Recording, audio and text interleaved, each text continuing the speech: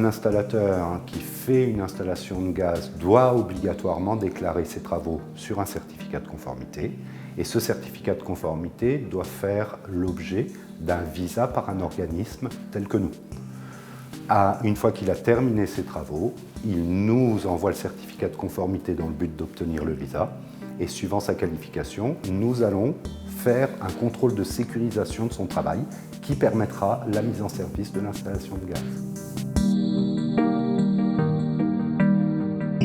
Caligaz, en signant le certificat de conformité, va s'assurer que les phases 1 et 2 ont été réalisées correctement par la présentation des formulaires du protocole. Si l'ensemble de l'installation vérifiée est conforme et que les formulaires sont présents, à ce moment-là, la phase 3 pourra débuter, qui est un test grandeur nature avec le gaz en service, grâce à l'obtention du certificat de conformité délivré par Caligaz. Chaque certificat de conformité devra avoir son propre formulaire de la phase 1 et 2. Le conduit étant collectif, certains formulaires seront ressemblants sur l'ensemble des étages, évidemment, mais nous allons bien attacher chaque formulaire au document officiel certificat de conformité, qui est un document CERFA et qui concerne un logement, donc une installation.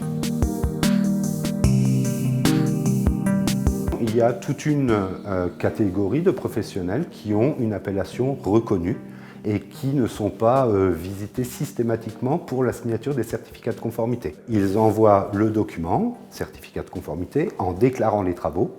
Nous l'enregistrons après avoir vérifié qu'il est titulaire de la bonne appellation reconnue.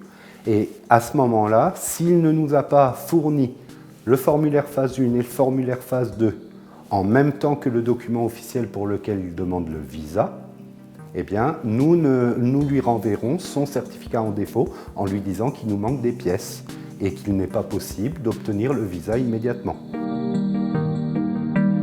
Il y a la possibilité de faire des certificats de conformité dématérialisés. À ce moment-là, s'il oublie de mettre les formulaires phase 1 et 2, il ne pourra carrément pas transmettre son certificat de conformité via Internet.